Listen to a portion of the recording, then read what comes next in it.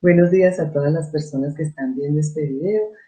Bienvenidos al curso de Fundamentos del Desarrollo Infantil y de Detección de sus alteraciones. Mi nombre es Liliana Zuliani. Yo soy médica del CES, neuropsicóloga infantil y magíster en salud colectiva de la Universidad de Antioquia. Soy profesora, puericultora e investigadora de la misma universidad en la sección de pediatría social. El día de hoy vamos a hablar sobre la importancia del diagnóstico integral de la niñez con trastorno del desarrollo. Cuando queremos llamar la atención sobre la importancia de un diagnóstico integral, lo que estamos mirando es esa capacidad de ver a un niño desde diferentes miradas, desde lo biológico, desde lo psicológico, desde lo ambiental, o sea, desde su familia, desde su comunidad, su barrio o su escuela. Entonces, bienvenidos. Vamos a tratar de iniciar como poniendo un poquito claro cuáles son algunos términos, como por ejemplo, ¿qué es un diagnóstico integral? Entonces, ese diagnóstico integral para muchas personas es como hacer una investigación. La investigación que vamos a hacer es sobre una situación que se le presenta a un paciente o la mamá nos comenta que se le presenta a un niño y que entonces nosotros ¿qué vamos a hacer? Una serie de preguntas, vamos a analizar, vamos a mirar un poquito qué está pasando con ese niño desde su ser, pero también desde su familia y desde su comunidad. Y esto con el fin de que nosotros al conocer esto podamos buscar unas soluciones y hacer un acompañamiento integral desde la mirada, desde lo biológico, lo ambiental, los servicios y los estilos de vida, o sea, desde una mirada básica. ¿Y qué es desarrollo? O sea, si vamos a hacer un diagnóstico integral de los niños que tienen alteración del desarrollo, tenemos que saber qué es desarrollo. ¿Qué es desarrollo? Entonces, el desarrollo es un conjunto de procesos que pueden ser psíquicos, biológicos, emocionales, sociales, que se van dando genéticamente regulados y que ocurren en un orden cronológico y espacial. Eso significa que nosotros antes de lograr unas metas debemos adquirir unas primero. Entonces, ¿eso qué significa?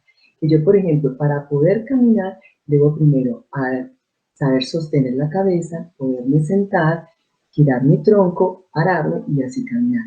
Entonces, como es esto algo que va regulado en un orden, es muy importante tener conciencia de esas etapas y respetar cada una de ellas para no saltarnos ni exigirle a un niño una cosa que en ese momento no es su apropiada. Como vemos entonces, el desarrollo va a depender de múltiples condiciones. Por eso es que es tan importante hacer un diagnóstico integral, porque al hablar de desarrollo estamos viendo que hay muchas cosas que pueden involucrar o participar en ellas. Si nosotros tenemos o queremos estudiar un poco el desarrollo, debemos estudiar entonces nuestro cerebro. Para estudiar nuestro cerebro hemos visto que una de las curvas de crecimiento que más nos sirve es la curva que nosotros llamamos la del perímetro cefálico.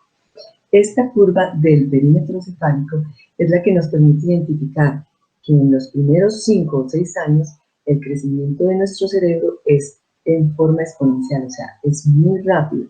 Eso significa que nuestro cerebro en este periodo va a tener, es más como de adquisición, de empezar a formar conexiones cerebrales, o sea, de hacer una mielinización, de empezar a formar todas sus conexiones cerebrales, todas sus neuronas las va a poner a funcionar bien. Y es en ese momento en que estamos adquiriendo cosas que llamamos desarrollo. Por eso, en estos primeros 5 o 6 años, nosotros utilizamos más fácilmente, son escalas de desarrollo para evaluarlo, y esas escalas de desarrollo nos dan la posibilidad de hacer cocientes de desarrollo. Mientras que si vamos entre los 5 y los 6 años hasta los 18 o inclusive hasta más, lo que vamos a mirar ya no es una adquisición, sino es un perfeccionamiento, una especialización de eso que ya hemos adquirido. Y eso es lo que podríamos llamar inteligencia.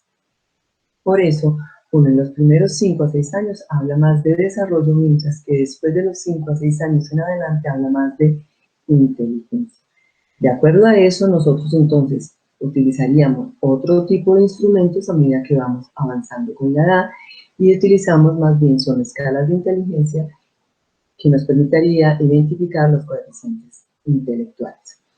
Esto es importante saberlo, chicos, porque si nosotros miramos entonces estos primeros 5 a 6 años, podemos decir es un periodo crítico, un periodo muy importante, porque todo lo que se pueda presentar allí, de digamos experiencias negativas o ausencia de estímulos, puede producir un daño o un efecto que podría ser considerado permanente, porque se está presentando cuando el cerebro apenas estamos haciendo esas conexiones cerebrales, estamos haciendo esa mielinización de las neuronas, y esto es lo que podría llevar a que una lesión en este momento sea tan difícil o tan grave o tan seria que pueda permanecer durante más tiempo.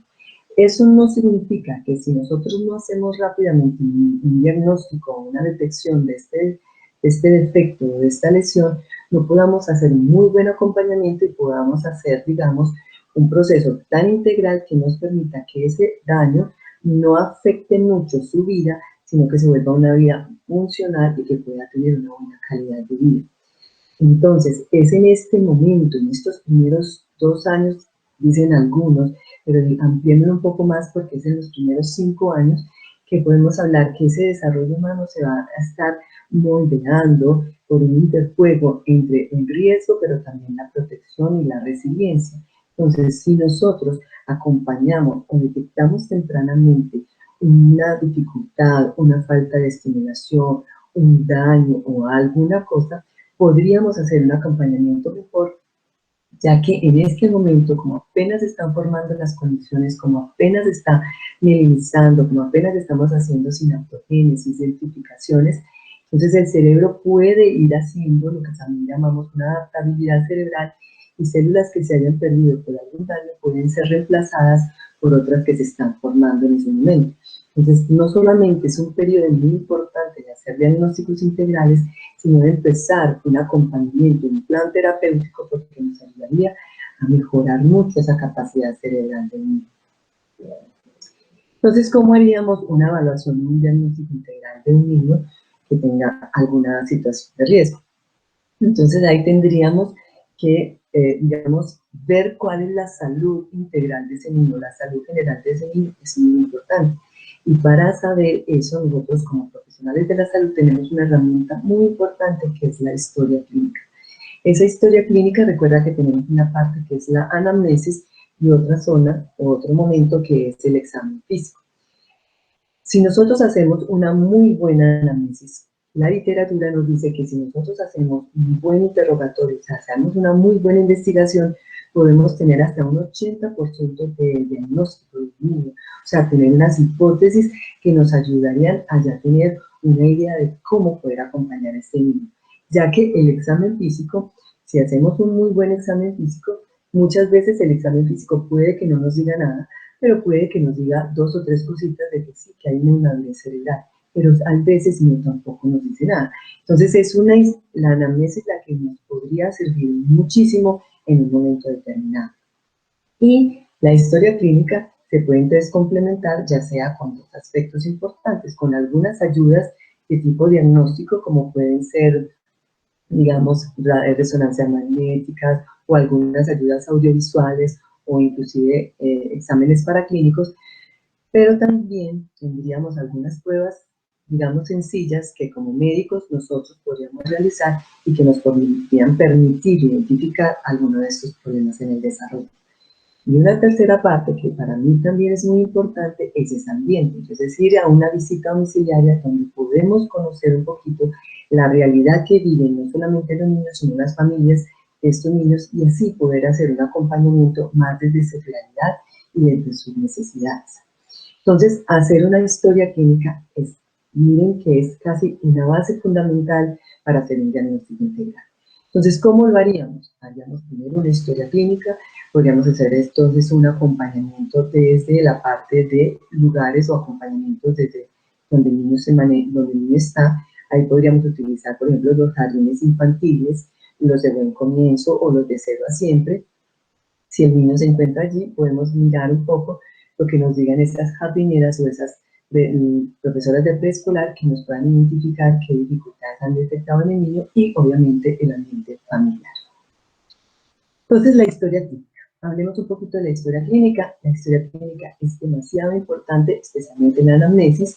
Tenemos una identificación. En la identificación, primero tenemos, por ejemplo, quién es ese niño como sujeto, su nombre, su edad, su religión, lugar que ocupa en la familia, y todos esos nos van a servir. Por ejemplo, su edad nos permite identificar una etapa donde está. O sea, si es un lactante, si es un preescolar, si es un escolar, o incluso si es un neonato recién nacido. Entonces es muy importante identificar eso. También es importante identificar esa religión, esa cultura de los padres, quiénes son esos padres, quién acompaña al niño, qué servicios tiene, o sea, si tiene seguridad social. Entonces miren que la identificación no es para que las hagan las enfermeras ni las secretarias, sino que las vamos a hacer nosotros, porque nos permite identificar una historia de ese niño, o sea, quién es, en qué etapa del desarrollo se encuentra, cuál es su religión, dónde vive, ¿sí? Nos ubica. Luego tenemos el motivo de consulta. Ese motivo de consulta es esa preocupación, es esa angustia de la madre que para ella es real y que nosotros tenemos que investigar qué tanto es de tipo biológico, qué tanto es de tipo emocional, qué tanto es de tipo social o qué tanto puede ser simplemente algo normal del desarrollo. Entonces, el motivo de consulta es muy importante. Escuchar qué es la que más le angustia a la madre, qué es lo que le preocupa. Y de acuerdo a eso, entonces empezamos con una enfermedad actual o un estado actual. Esa enfermedad actual tiene 5 preguntas importantes. La primera es tiempo de evolución, o sea, ¿desde hace cuánto viene con esta situación?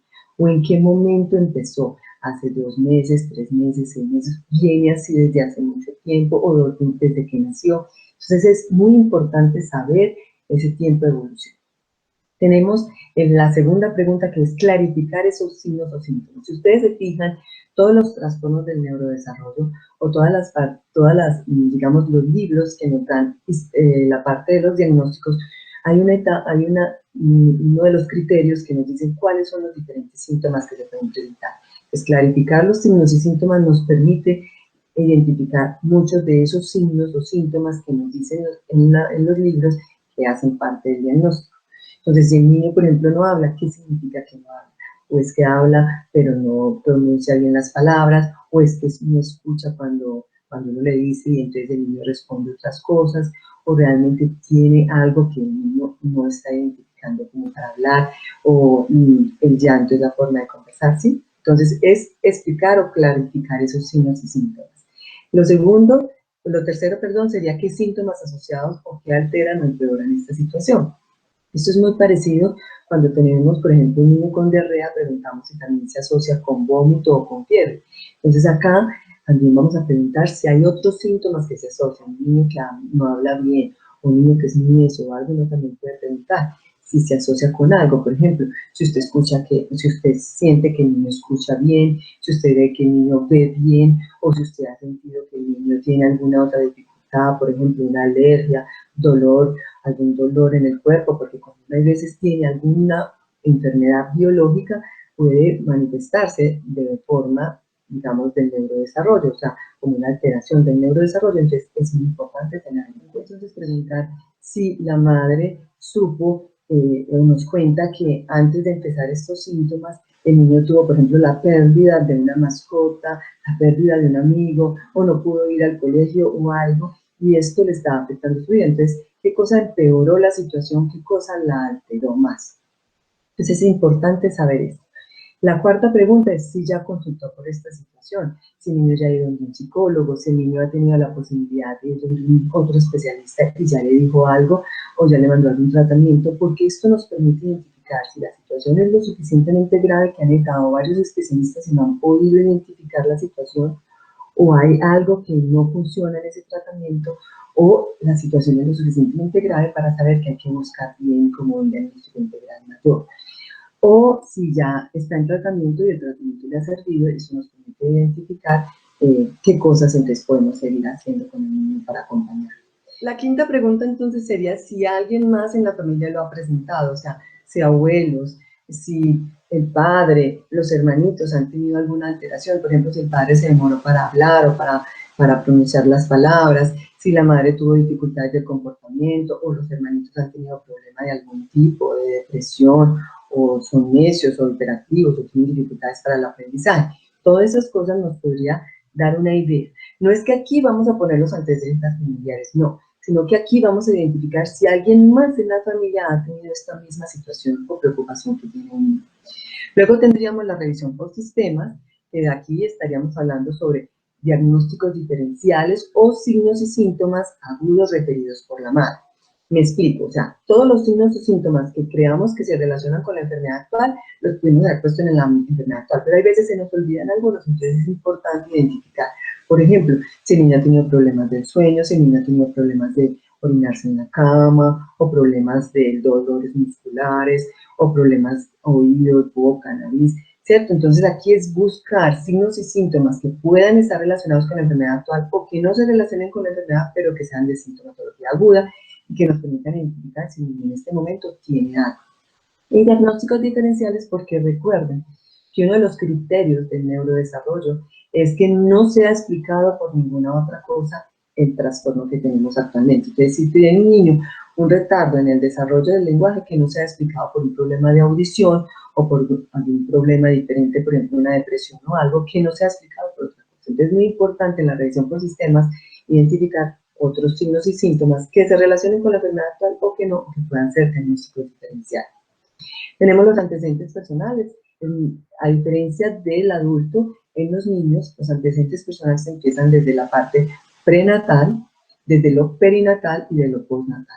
Aquí, desde lo prenatal, es si el niño fue una gestación planeada o los padres tenían interés en tener un bebé o fue algo sorpresa, pero si esa sorpresa fue buena o negativa. Entonces es mirar un poco sobre esa parte prenatal, si consumieron algún tipo de medicamentos allí, si realizó controles prenatales, porque estos son factores protectores que nos pueden identificar cómo fue todo ese acompañamiento.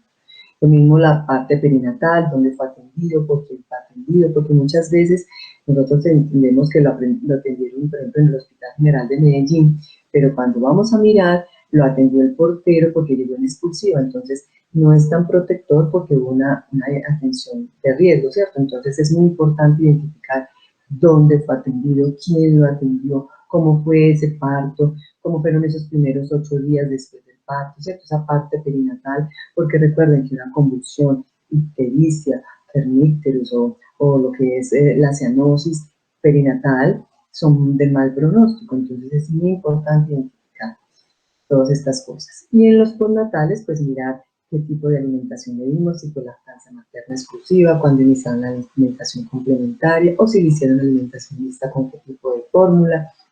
Me preguntaron un poco sobre el desarrollo, pero lo supe en grande. Por ejemplo, mamá, ¿usted se acuerda a qué edad caminó, a qué edad dijo sus primeras palabras? Si se agarraba la comida solo cuando empezó más o menos. Y el control de esfínteres, o sea, cuando le empezó a quitar los pañales en el día y nocturno, como para que nos vaya dando una idea. Puede que algunas mamás no se acuerden muy bien las épocas, pero es muy importante preguntarle si ella se acuerda si ese desarrollo fue armónico o fue más atrasadito que los otros hijos, o qué se puede acordar ella de importancia que nos pueda relatar. Y la escuela, recuerden que los niños hay veces ingresan a los jardines infantiles muy temprano porque la madre tiene que ingresar a laborar o porque económicamente tienen cosas, alimentos muy poquitos, y recuerden que algunos jardines infantiles nos ayudan para la seguridad alimentaria. Entonces sí es importante preguntar si han participado en esto. Verificar el carnet de vacunación nos ayuda muchísimo a ver cómo está el sistema de defensa del niño. Y ya después de eso, ya sí empezamos a preguntar lo normal, digamos, de la historia clínica de un adulto, que son qué patologías ha sufrido el niño, si le han hecho cirugías, hospitalizaciones, si ha tenido traumas, transfusiones de sangre, si toma algún tipo de medicamentos. Y aquí rescatamos otra vez algo que preguntamos mucho en los niños, y son los hábitos. Hábitos de estudio, pero como es un niño más pequeño, entonces podríamos mirar hábitos de sueño, cómo son los hábitos de alimentación, cuántas comidas come en el día, si se come las 5 comidas o come solamente 3 o cómo come, ¿cierto? Entonces es muy importante investigar estos hábitos, el hábito de sueño, si tiene sus siestas, si duerme cuántas horas en el día, hábitos, por ejemplo, con las pantallas, cuánto tiempo permanecen las pantallas. Un niño muy pequeño, lo ideal es que no permanezca tiempo en las pantallas, que sea más de tipo lúdico. Entonces, cuáles son sus hábitos, digamos, de juego. Y muy importante investigar si ya el niño tiene como algún tipo de hábitos de tipo de higiene, de de recreación, deporte y cultura, y si tiene hábitos con respecto, por ejemplo, a la lectura, de que la madre le lea cuentos en la noche, porque esto nos puede ayudar después a hábitos de estudio. Entonces, miren que eso sí es importante, además de preguntar por los hábitos negativos, si es que se come las uñas, si chupa tetero, o si tiene pica, o alguna otra cosa. ¿Listo? Luego tenemos los antecedentes familiares de la familia, es muy importante para nosotros. Vuelvo y juega, aquí podemos preguntar un poco sobre quiénes son nuestros padres, quiénes son los hermanitos, los abuelos, los primos, qué enfermedades han sufrido. Aquí reforzamos un poco más si nos dijeron en la enfermedad actual que alguno había tenido alguna situación específica, por ejemplo, un autismo, un retraso del lenguaje, un problema de comportamiento, lo reforzamos aquí, identificando cuándo se le hizo el diagnóstico, cómo ha sido el acompañamiento de él y todo eso, porque es muy importante para nosotros.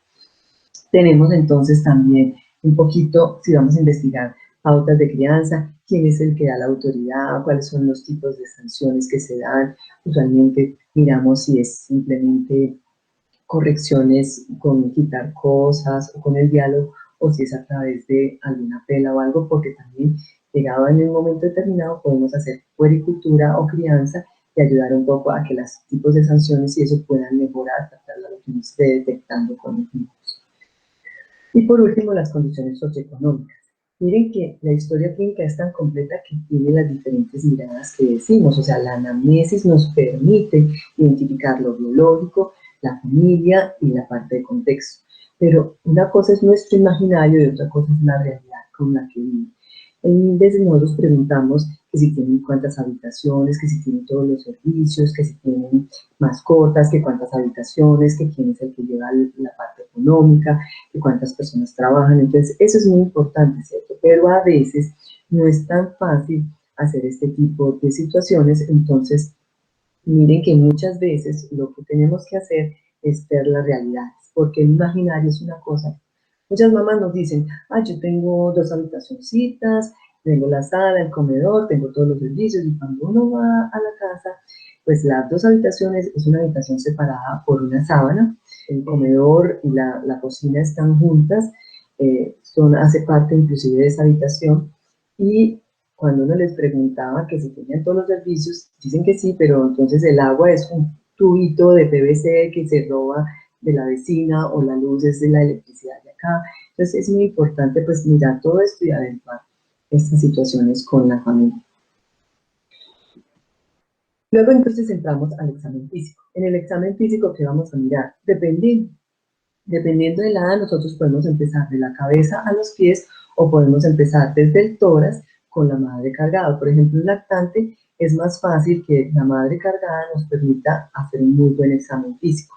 Entonces empezaríamos por tórax, corazón, pulmones, abdomen, luego entraríamos a extremidades, genitales y por último los órganos de los sentidos o la cabeza, porque para ellos es un poco más invasivo.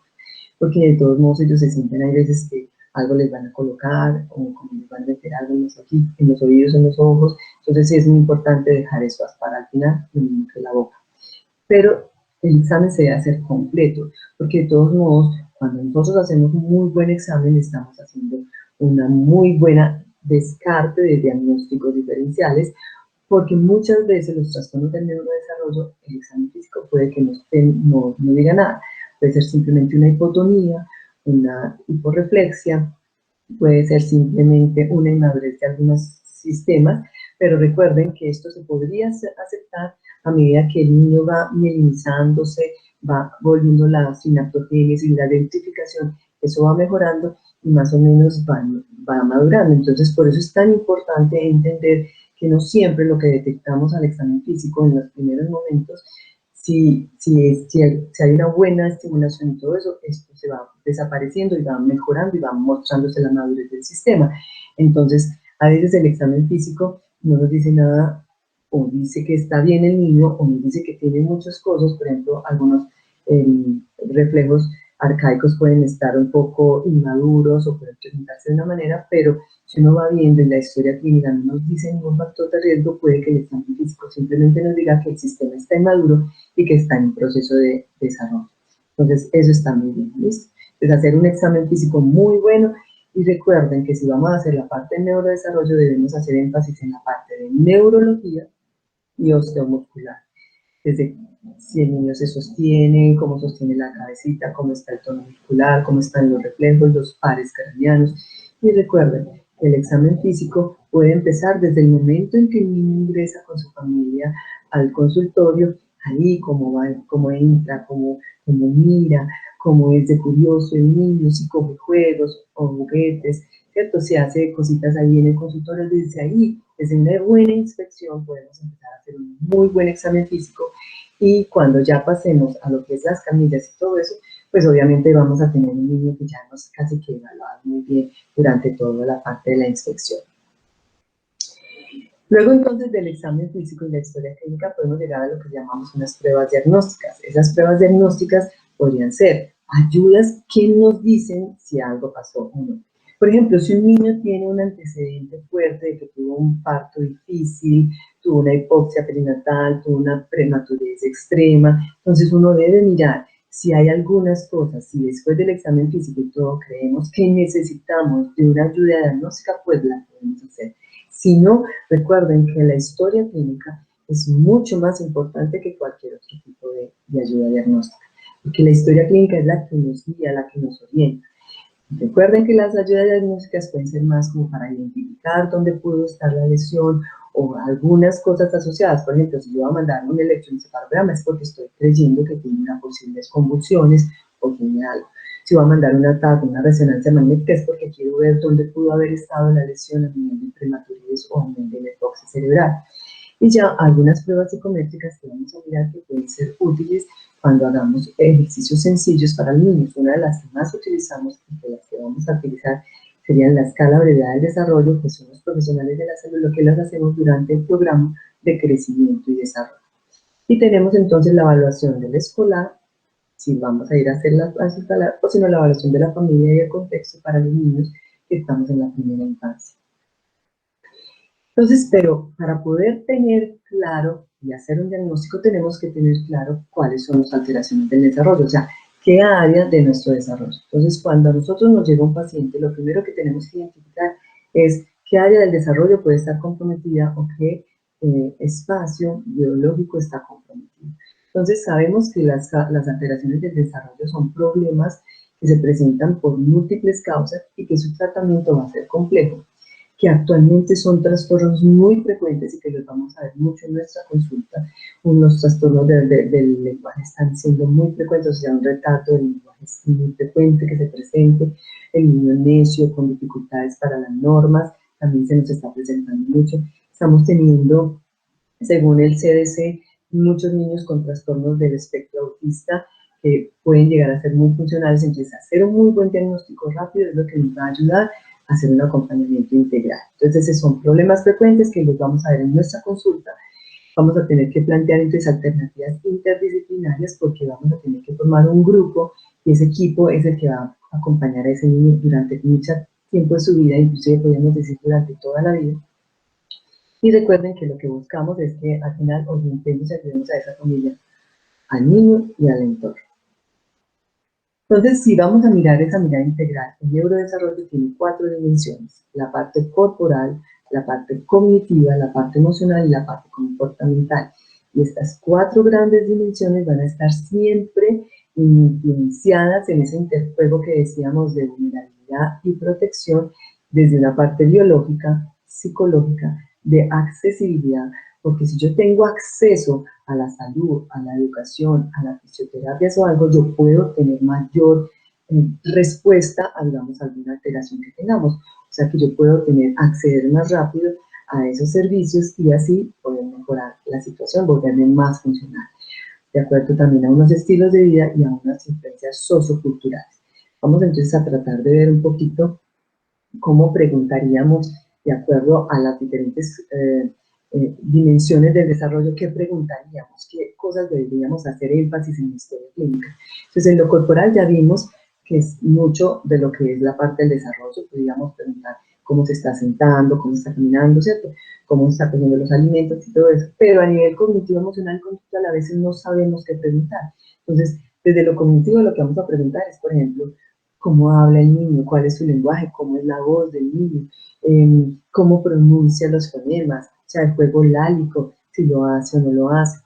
Ya cuando el niño esté más grandecito y otra de las funciones cognitivas es el aprendizaje, pues podemos preguntar sobre el aprendizaje, pero también preguntemos entonces sobre la atención, la memoria. Un niño pequeñito de 2 o 3 años podemos empezar a investigar qué cosas se recuerda a él, si tiene memoria a largo plazo o memoria muy reciente. Podríamos ver cómo es la parte atencional, cuánto tiempo permanece jugando durante el consultorio. También debemos mirar un poco las noxias, o sea, cómo percibe, pero a la vez si lo que percibe sí está de acuerdo a lo que ve. Tú reconoces a la mamá, reconoces el rostro de la madre, reconoces quién es la mamá, quién es el padre. Esas son las noxias, porque si no, tendríamos una prosopagnosia, que es la dificultad para reconocer los rostros. Y las praxias, esa habilidad que tienen a nivel de las manos, si es capaz de coger bien, si ya va empezando una dominancia. Recuerden que más o menos entre los 4 y los 5 años empiezan las dominancias. Al principio es una bilateralidad, cómo utiliza ambas manos, cómo utiliza ambas piernas, y esas praxias orolingofaciales que nos permiten ver también si es capaz de inflar cachetes, si es capaz de cerrar los ojos. Entonces, miren, es cómo evaluamos estas áreas a nivel de niño. La parte emocional lo evaluamos simplemente si el niño tiene felicidad, es triste o es aislado, o tiene temores o miedos. Entonces es más como desde la parte de estados de ánimo. Y la parte conductual un poco sobre la autonomía. Recuerde que Erikson nos decía que después de la confianza versus la desconfianza, que es la primera etapa que tienen los niños, que es de los 0 a los 18 meses, luego viene una etapa que es de los 18 a los 36 meses, que es la autonomía versus vergüenza y duda. Entonces aquí investigar si al niño le gustan hacer cosas solas, solos, si le encanta comer solo, si ya es capaz de escoger cositas y se viste. Entonces la autonomía, esa responsabilidad, que si se le cae algo al niño, miramos a ver qué es lo que hace cuando ocurre esto, si es capaz de responsabilizarse, de decir, ay mami, se me cayó o algo así, qué cosas está haciendo el niño. Después se identifica las figuras de autoridad, si esa autoridad para él tiene la identifica, o sea, quién es la mamá, quién es el padre, cómo son los tipos de sanciones, las normas, y esto tiene que ver también con los hábitos, porque recuerden que uno, a medida que va construyendo un hábito, va creando normas. Entonces mirar si el niño cumple algunas normas, desde la casa, lavarse los dientes después de cada comida, lavarse las manos después de entrar al baño o antes de comer. Muy importante, pues, como este tipo de normas que va teniendo el niño, identificarlas cuando lo vayamos a presentar en la parte de evaluación. Y por eso, entonces, de acuerdo a lo que acabamos de ver, los trastornos del desarrollo se pueden entonces clasificar de acuerdo al origen de la alteración, si es biológico, psicológico, sociocultural, o el área comprometida, de lo corporal, lo cognitivo, lo emocional, lo comportamental.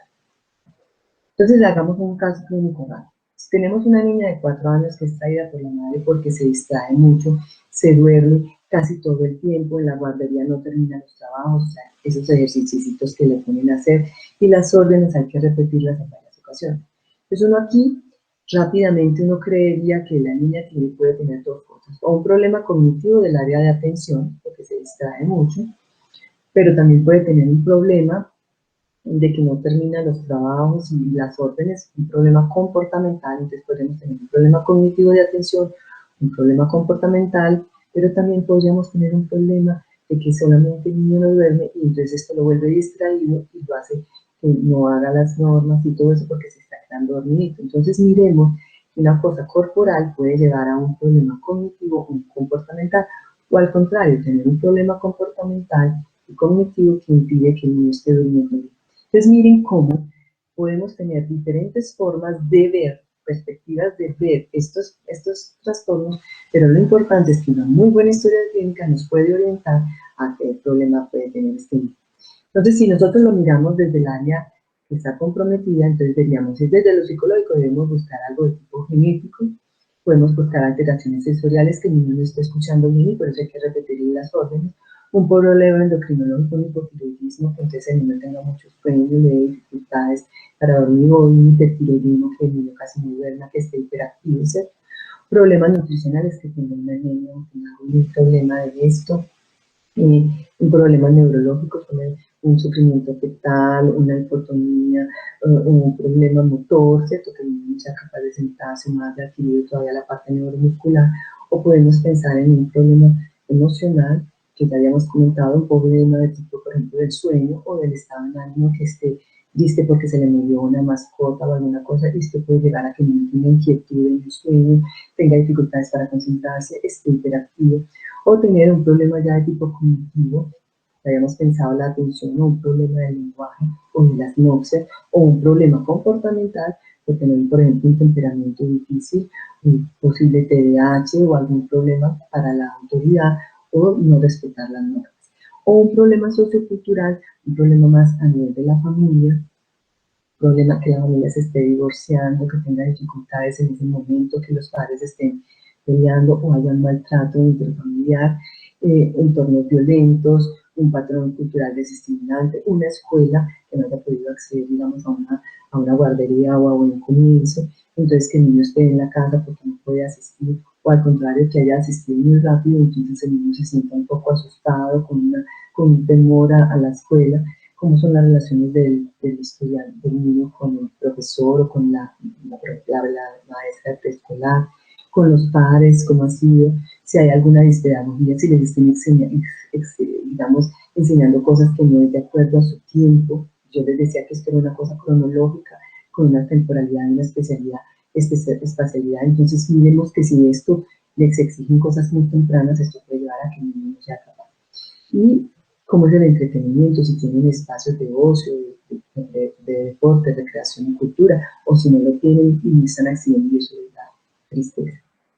Entonces miren que esto es lo que estábamos conversando. Este niño de 4 años, ¿qué podría tener?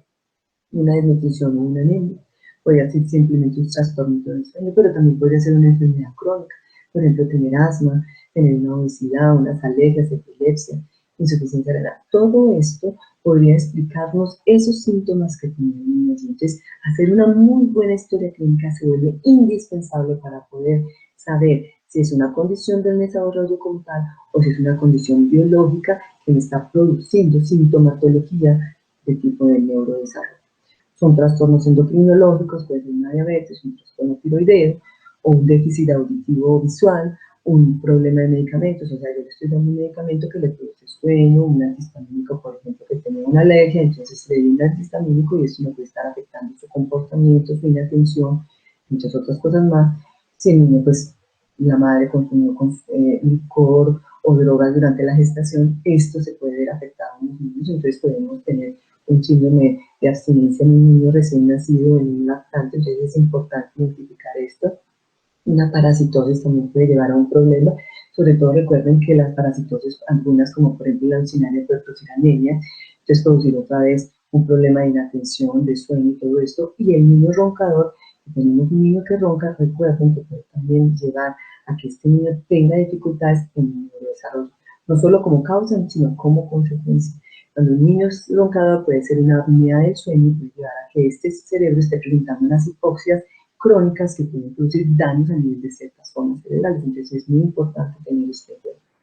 Desde lo psíquico, ya que es un niño que tiene un problema, digamos, está siendo maltratado o tiene una cefalea o un dolor recurrente, entonces tiene algo psicosomático o tiene algunas ideas obsesivas compulsivas o está deprimido porque perdió a alguien, tiene un trastorno de estrés postraumático o tiene una ansiedad por separación de los padres, ¿cierto? Muchas cosas podemos identificar allí.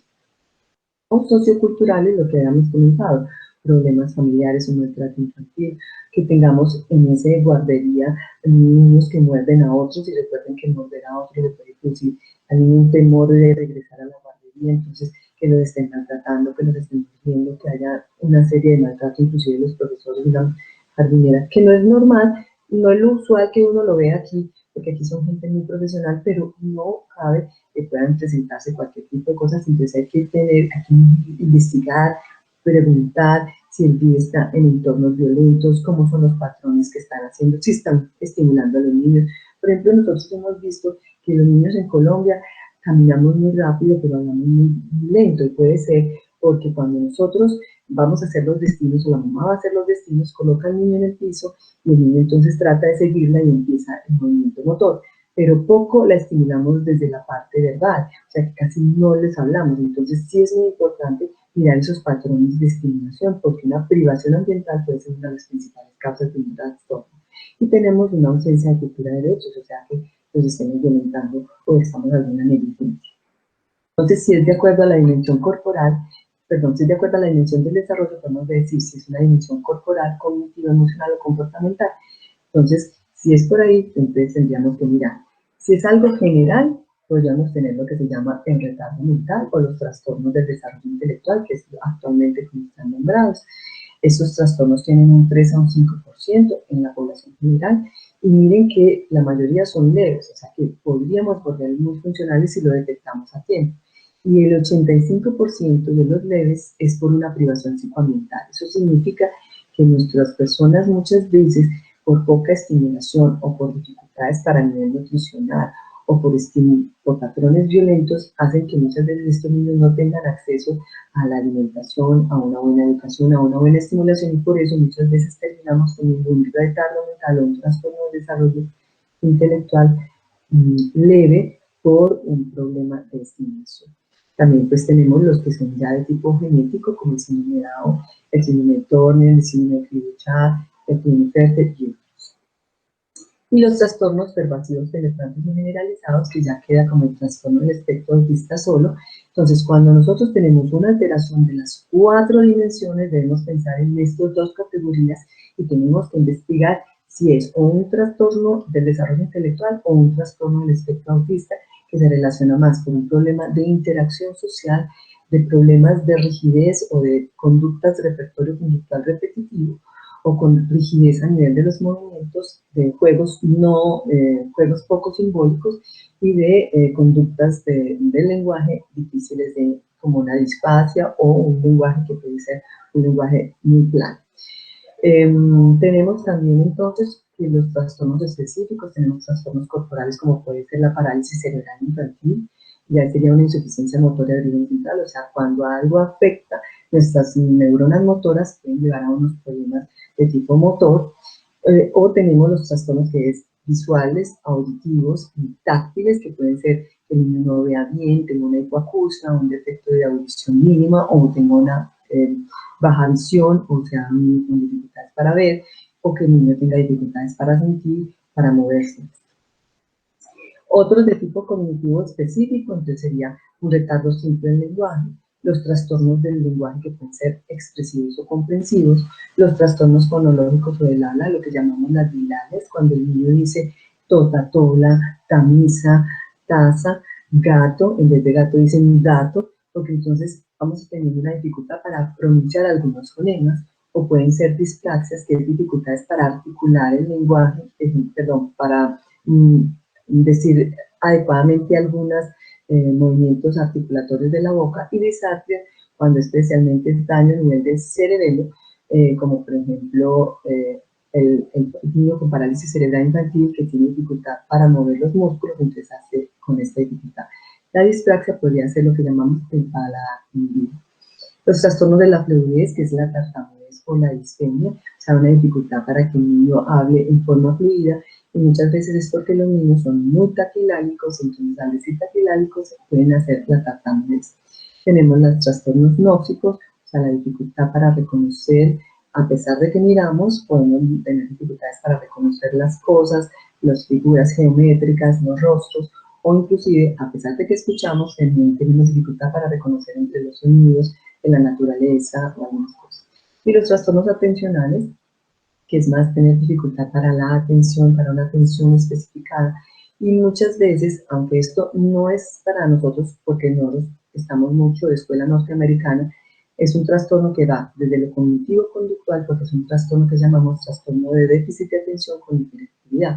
Entonces realmente la inatención sola es muy difícil, y nosotros lo tenemos como un diagnóstico cognitivo-conductual, que es un diagnóstico continuo de trastorno de déficit de atención con hiperactividad.